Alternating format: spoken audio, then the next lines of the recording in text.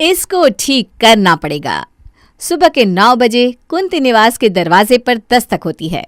कंधे पर बैग और हाथ में एक लिफाफा लिए एक शख्स कुंती निवास के बाहर खड़ा हुआ अंदर से किसी के आने का इंतजार कर रहा था। तभी महेश दरवाजे पर आता है। अगर इस घर से किसी ने कुछ ऑर्डर किया है तो मैं पार्सल रिसीव नहीं करने वाला। ले जाओ वापस पार्सल। बताओ, सुबह सुबह भी तुम आ जाते हो पार्सल लेकर। अरे इस वक्त तुम्हें पढ़ाई करनी चाहिए, ये उम्र डिलीवरी करने की है क्या बेटा? ये सब छोड़ो, ये कोई काम अच्छा थोड़ी ना है। अरे कितने लोगों का मन दुखता होगा। ऐसा क्या कर रहा हूँ मैं अंकल जी जिससे किसी का मन दुखे? अरे तुम दूसरों के घर में पार्सल पहुंचाते हो जिससे तुम्हें तो फ़ायदा होता है, पर पैसे तो उनके लग जाते हैं ना जिनके घर पार्सल पहुंचता है। तुम्हारा क्या जाता है बेटा? जेब तो हमारी ढीली होती है। पता भी है तुम्हें कितने पैसे भरने पड़ते हैं मुझे। अब से इस घर से कोई ऑर्डर दे तो कह देना कि तुम डिलीवरी नहीं करते। वैसे लाए क्या हो तुम? पहली बात तो ये अंकल जी कि डिलीवरी बॉय किसी को डिलीवरी देने से मना नहीं कर सकते, और दूसरी बात मैं डिलीवरी बॉय नहीं हूँ, आप घबराइए मत। तुम्हारी वेशभूषा देख कर ही मुझे लगा था कि तुम ज़रूर बैंक से आए हो। पहले तो तुम लोग लोन देते हो, फिर डबल ट्रिपल करके इंटरेस्ट वसूलते हो। इतना मूर्ख नहीं हूँ मैं। नहीं चाहिए बाबा तुम्हारा लोन। ये पीछे मेरा बंगला देख रहे हो, कैसे बनाया है मैंने एक एक वक्त का खाना छोड़कर, पर लोन कभी नहीं ली। अब समझ में आया कि इस घर में बिजली बिल पहुंचाने कोई भी स्टाफ क्यों नहीं आना चाहता। अच्छा फंसाया रिंकू तूने मुझे। अरे क्या घुसुर फुसुर कर रहे हो? सब समझता हूँ मैं। कुछ बेचने आए हो क्या, या फिर नेटवर्किंग का काम है तुम्हारा? मैं बिजली बिल लेकर आया हूँ अंकल जी, ये पकड़िए बिजली बिल और मुझे माफ़ कीजिए। अरे रुको रुको, मुझे बिजली बिल देखने दो। कुछ 19-20 रहा तो? पर रेशु अपना हाथ छुड़वा कर आगे भाग जाता है। फिर महेश बिजली का बिल देखता है। दरवाजे पर खड़े अपने ससुर को कांपता देख मेघा घबरा जाती है। मम्मी जी, लगता है पापा जी को मिर्गी का दौरा पड़ा है, जल्दी से जूता सुंघाइए ना इन्हें। 10,000 का बिजली बिल। और ये कहकर महेश वहीं दरवाजे पर मूर्छित होकर गिर पड़ता है। सभी घरवाले भागते दौड़ते उसके पास पहुंचते हैं। नहीं मेघा, मम्मी का जूता सुंघाने से पापा नहीं उठने वाले। मम्मी जूते पहनती है कितना है। तुम एक काम करो, पड़ोस के चंदर अंकल से उनके सॉक्स ले आओ। उनके तो शरीर की बदबू से मछलियाँ मर जाती हैं। तो उनके सॉक्स से तो पापा उठ ही जाएंगे। और अपने पड़ोसी चंदर का बदबूदार सॉक्स सूंघते ही महेश होश में आ जाता है। सारे नाक के बाल जल गए मेरे। अरे क्या सुंघा दिया कर मैं जलो तुमने। आप तो रहने ही दीजिए। कितने दिनों के बाद आज मैंने एक्सरसाइज शुरू की थी और आपके पीछे मुझे अपने जूते खोलने पड़ गए। यहाँ 8-10 हज़ार का बिल आ रहा है और तुम्हें अपने जूतों की पड़ी है। कैसे आ गया इतना बिल? पूरे शहर की बिजली हमारे घर से चल रही है क्या? 10,000 का बिल? पर मैंने तो 2,000 की ही परचेजिंग की थी। ये लो, मैं बिजली बिल की बात कर रहा हूँ बहू। इस महीने मैंने ध्यान नहीं दिया, 2,000 का आने वाला बिल 10,000 चला गया। अरे क्या करती हो दिन भर बहू घर पर तुम? मैं और प्रेम तो घर पर रहते नहीं, और आप सीता जी एसी ऑन करके एक्सरसाइज करती हैं क्या?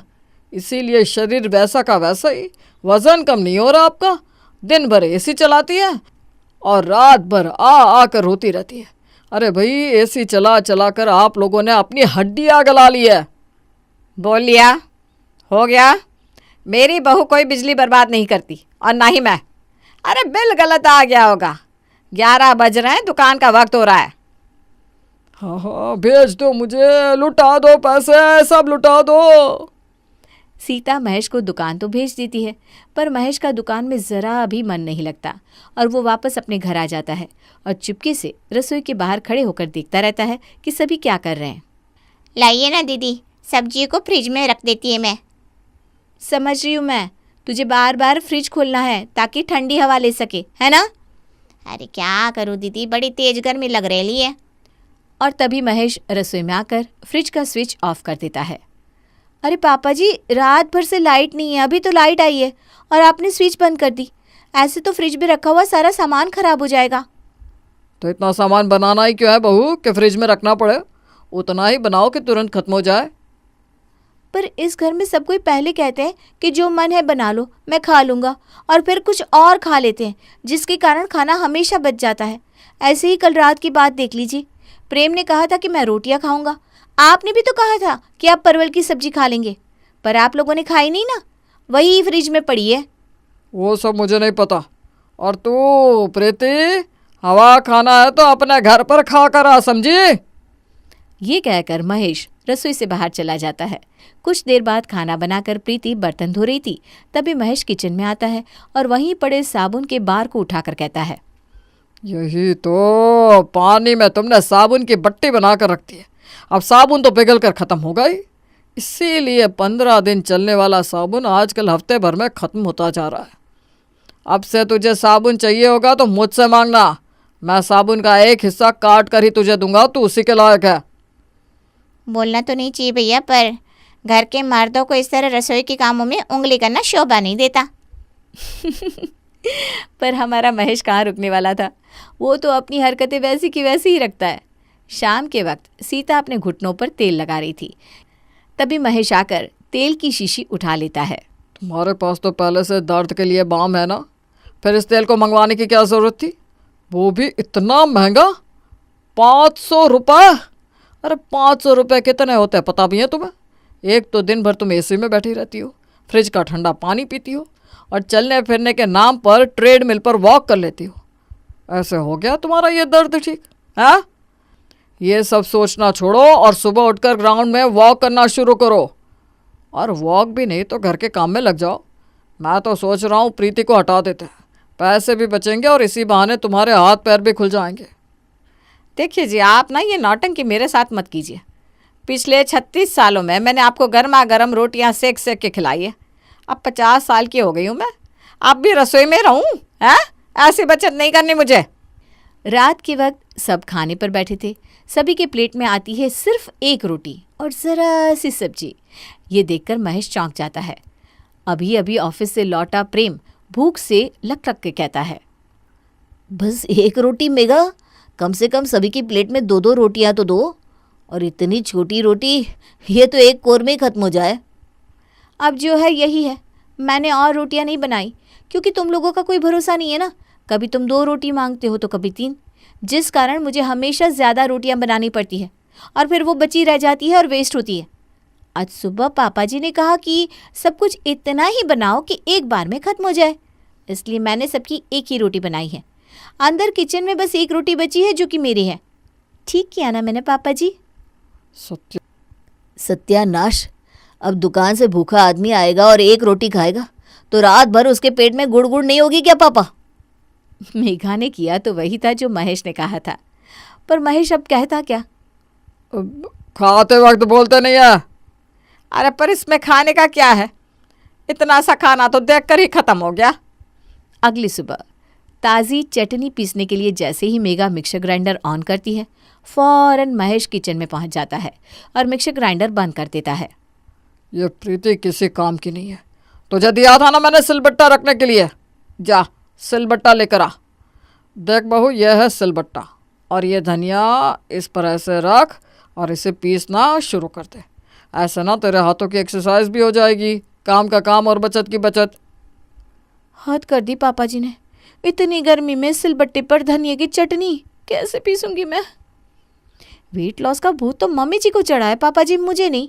इतनी गर्मी है कि मुझे घमौरी आ गई है, अब सिलबट्टे पर चटनी कैसे पीसूं? गर्मी कूल पाउडर लगाया कीजिए दीदी, उससे ना आपको घमौरी नहीं होगी। मैं भी वही लगाती हूँ, लगती है ना फ्रेश। यह है मेरी तरोताजगी का राज।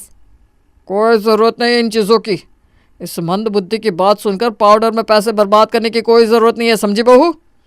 जब धनिया पीसती है तो साथ में पुदीना भी पीस ले और उसे भी शरीर पर लगा ले, 2 दिन में सारी घमौरियाँ ठीक हो जाएगी। ये सारे देसी नुस्खे हैं, पुदीना शरीर को ठंडा रखता है। इतनी मेहनत के बाद सारा काम करके जैसे ही मेघा अपने कमरे में जाकर एसी ऑन करती है, उसकी आंख लग जाती है। तभी चुपके से महेश कमरे में आता है और देखता है कि मेघा सो रही है। आँख लगी है बहू की, अब एसी का क्या काम, बंद कर देता हूँ इसे। महेश एसी बंद कर देता है। एसी के बंद होते ही मेघा की आंख खुल जाती है। हद कर दिए पापा जी ने, अब बात हुआ, अब अगर मैंने इनकी ये आदत नहीं सुधारी तो मेरा नाम भी मेघा नहीं। और अगली सुबह से ही मेघा अपना प्लान शुरू कर देती है। रसोई से काम करती हुई मेघा बाहर हॉल में बैठे अपने ससुर जी के पास आती है और सबसे पहले हॉल का फैन ऑफ कर देती है। ये लीजिए पापा जी न्यूज़पेपर, इसी से ना पंखा हाँक लीजिए। और जब हाथ थक जाए ना तो इसे पढ़ लीजिएगा। अब बेकार में एक एक आदमी के लिए फ़ैन ऑन करने का कुछ फ़ायदा नहीं है ना पापा जी। तभी प्रीति किचन से बाहर आती है और मेघा से कहती है, फ्रिज ऑन करना ना पड़े इसके कारण कितनी बार खाना बना रही है दीदी। आपको अंदाज़ा भी है कि इससे कितना सिलेंडर वेस्ट होता है। एक काम कीजिए भैया, आप हमारे लिए चूल्हा जला दीजिए। मुझे तो चूल्हा जलाना आता नहीं तो मैं ही जला लेती। मेरे घर पर तो इंडक्शन है ना।